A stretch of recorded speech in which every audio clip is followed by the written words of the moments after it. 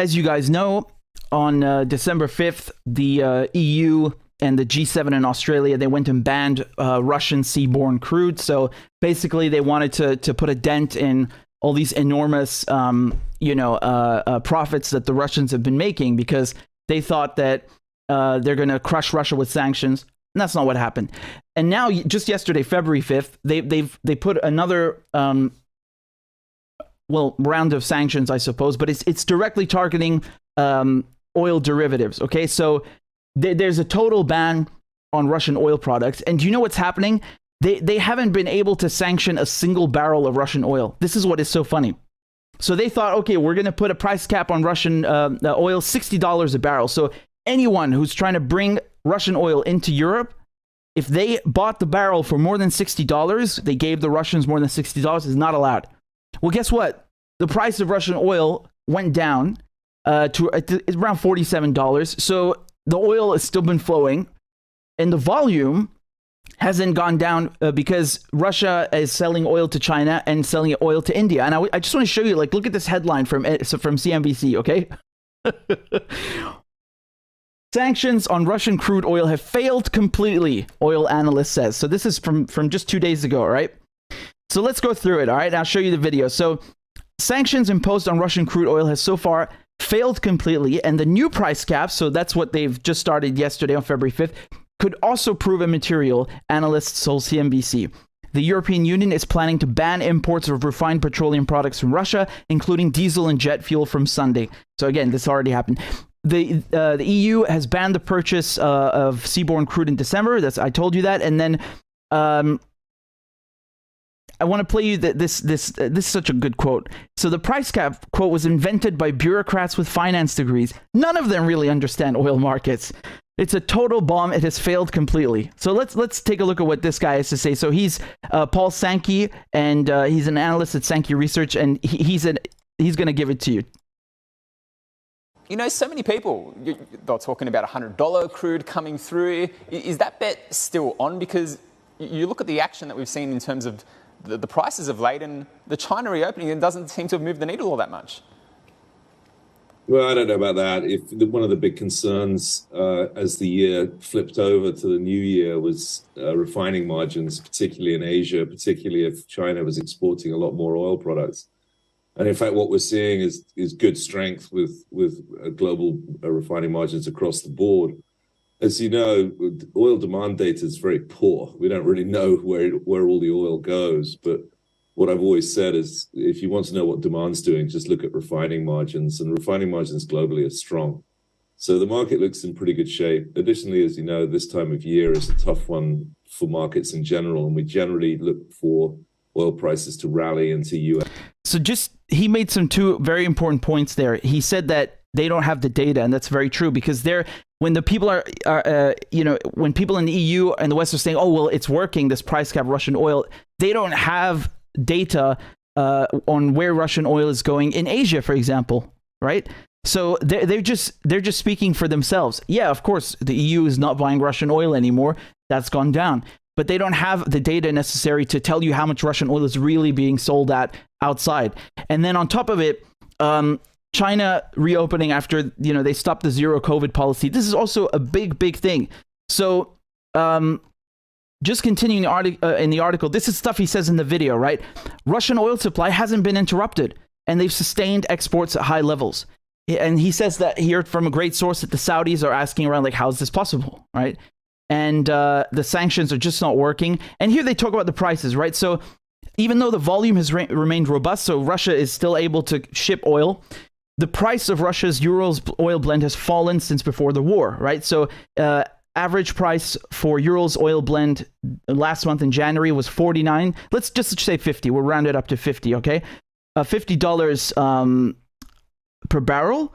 And that's, of course, below 60. That's what I was telling you. The Russians aren't even being, they're not even touching the price cap. But they then tell you, well, the price cap forced the Russians to sell at a discount, and that's why it hasn't hit 60, right? So they think that because there's a $60 limit, the Russians are purposely giving discounts, and that's how they're losing money, right? So it's like an indirect bite into their profits. And they're saying, well, look, it's down 42% from January last year.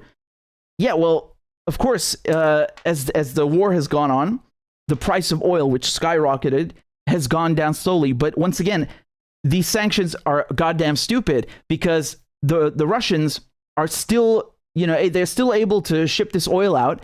And they're not just doing it to random countries. Like, we're talking about BRICS countries. We're talking about India. We're talking about China. I'm going to tell you something about India in a second that's going to make you laugh so much. But just look here. So this is what I was telling you about this report here, where they're saying, this is from energy and cleanair.org. So they're saying that actually the sanctions are working. And they say, well, the price cap is costing Moscow 160 million euros a day. Again, this data is incomplete. Okay. And then they say, well, it's a 17% fall in Russia's earnings compared to the final month of 2022. So they're basically saying from from December to January, so just in the span of a month, they've gone down 17%. Well, so what? I mean, that doesn't mean that your sanctions are working. It has no effect on it. By the way, even before there was an oil ban, the Russians were giving discounts anyway. And that is one of the reasons why the Indians kept buying the Russian oil, because they just got it cheap. So they're like, screw you. Why should we get anything else? Right? So here they also talk about how Russian oil is finding its way into the markets that are still welcome it, China and India. China and India have benefited quite a deal last year from heavily discounted Russian crude prices. It's literally what I just told you like 10 seconds ago. And the same is going to happen to Russian refined products. So again, why are we mentioning refined products? Because that's what was banned just yesterday on February 5th. So they're saying it didn't work on seaborne crude. It's not going to work on, refined products. Whatever it is, the Russians are going to be able to sell it and people are going to buy it. Let me show you this. This is so goddamn funny. This is from Reuters, okay? This is published February 4th, 2023. Indian refiners have begun paying for most of their Russian oil purchased via Dubai-based traders in the UAE dirhams instead of US dollars. So you understand?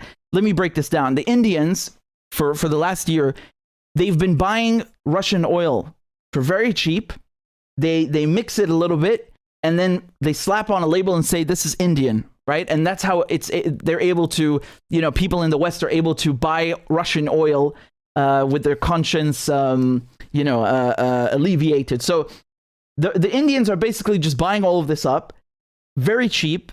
They got theirs, and then they're also selling it off, people are none the wiser. But now they're not even paying in dollars. They're paying in dirhams, we're talking about the UAE, of course, right? So the point here is that the sanctions are not working.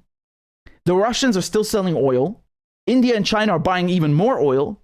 And on top of it, they're not even doing it in dollars.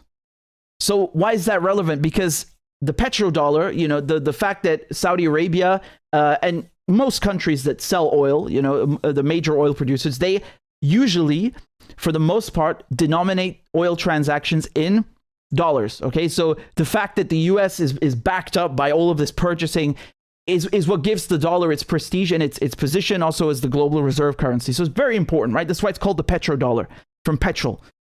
But you're seeing more and more how this is being threatened by the advent of events like this. So the fact that less and less of these oil transactions are being done in dollars, it just shows you the stupidity of this, that all of these sanctions don't work, and it's also actually hurting the US dollar. Now, again, if you compare all of the other currencies, the pound, the euro, to the dollar, everything has gone down vis-a-vis the dollar. Fine. But still, it's just backfiring because the Saudis, they want to join BRICS. The Saudis are really, they're the hub for all of this power and prestige that's given to the dollar. That's where it gets its might from. So the Saudis saying maybe we want to sell oil to the Chinese in renminbi or yuan, so which is the Chinese currency, or maybe we want to do something else. This is so bad for the Americans. And I want to tell you something else. We're February 6th now, right? This last month, January 2023. Do you know which country overtook Saudi Arabia to become China's top oil supplier? You have three guesses. Russia, and Russia. Like that is huge. That is huge. The Russians becoming China's top oil supplier is huge.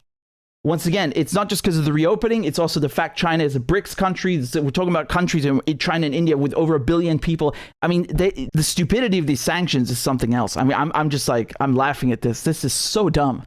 They are so dumb, these people. They're really dumb. So basically, you know, they've banned Russian oil and Russian gas, which is cheap as shit. And it's one of the main reasons why the EU, why Germany, why all of these European countries were able to develop themselves for nothing, right? Paying so cheap. And now they're going and paying all of this money to build LNG terminals, which take years. All of this money to buy LNG from Qatar or from the United States or whoever else, right? And on top of it, the Russians are still making bank. I mean, how do you rationalize this, right? How do you reconcile this with these people being politicians, being so-called leaders? They're goddamn idiots. They're goddamn idiots. And I want to tell you another thing. Malaysia, okay? So this is from the same CNBC article. So over here, they're back to quoting Sankey, right? One of the things, he says, people have highlighted is look at Malaysian oil. Malaysia's crude oil exports to China are at 1.5 million barrels a day. Okay? So every day, Malaysia sends 1.5 million barrels to the Chinese. Here's the thing.